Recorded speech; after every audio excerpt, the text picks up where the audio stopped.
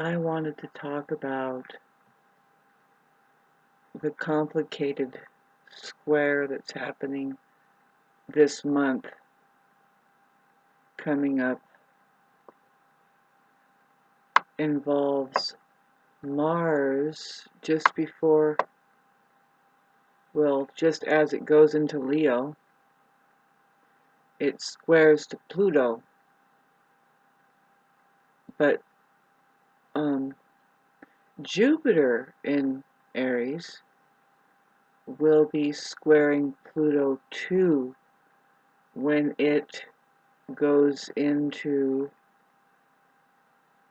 Taurus on the 17th, and it stays at 0, and then Mars manages to jump into Leo by Sunday the 21st. Pardon me.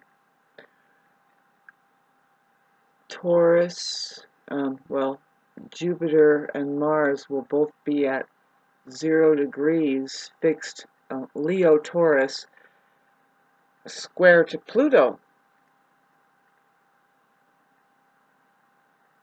Jupiter square Pluto to me brings in mind the exaggeration of the boogeyman for the masses. It could happen that they, whoever they are, that controls the airwaves and gets people behaving in certain ways based on illumination of their mind, a suggestion. I call it the suggestion projector system, or the projecting suggestion system, or whatever. But anyway, storytelling. Well,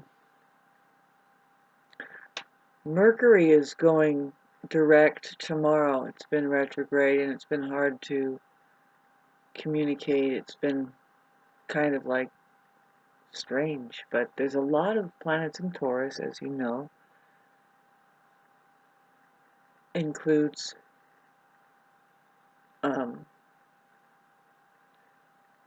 Uranus, and then we have Jupiter moving right into there, and the Sun having conjunct Uranus. It just happened. Well, let's see when it happens here. It goes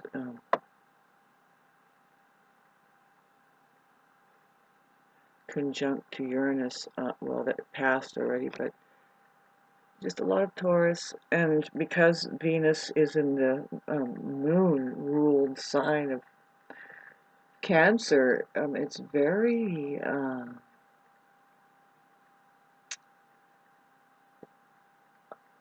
I wouldn't say wishy-washy. With the two planets in Mars and Venus in Cancer now, it's just very emotional and very I want to say flighty for some reason. I don't really know. Cancers can be pretty crazy people because they are moon ruled, and now that I think about it, it's like, well, yeah, I knew some of them. You know, they're like kind of night owlish, and they love the moon. They have a relationship with that, right? And of course, mothers and family, and they're so sentimental about all that, and very sweet and sensitive people.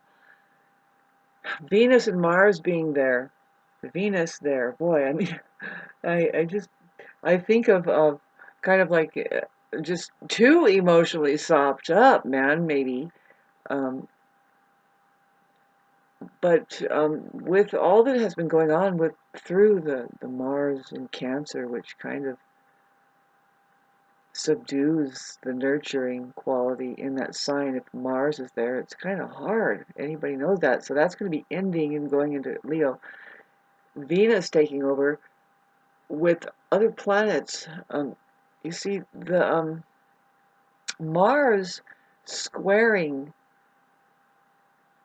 the Jupiter in Taurus, let alone Aquarius.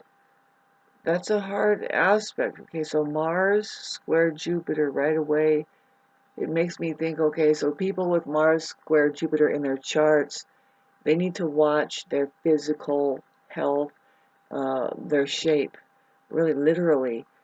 They could be going like this, really easily. A lot of Mars positively aspected, especially the conjunction or the opposition, but the conjunction, are apt to be bodybuilders. Somehow their bodies are able to, something exaggerated about their bodies. Anyway, it depends on what sign too. Really not always, but no, with the Mars there, Jupiter, something about these people. They're probably good dancers, or they're doing something with their bodies that is extraordinary or exaggerated. Anyway, um, Mercury ruled sign.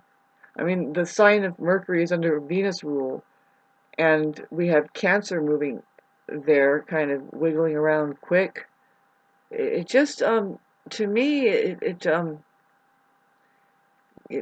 gives the vibration of, I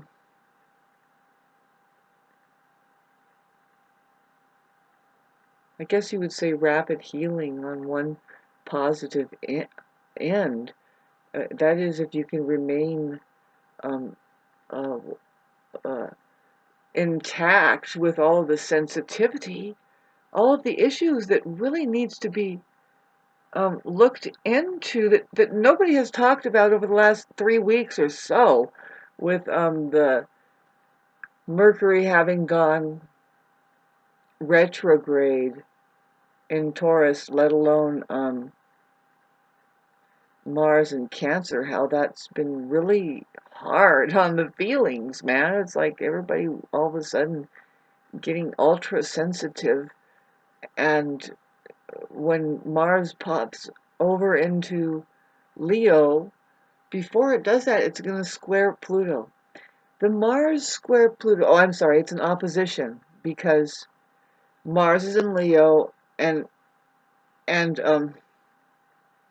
Pluto is in Aquarius, so that's an opposition. But okay, so that's pretty rare, like the conjunction. That's not a light aspect in the sky. That is going to bring like a boiler pot kind of sensation for a lot of people. Whoever has that early degree, like particularly the 0 degree fixed, who will be affected heavily is Taurus fixed,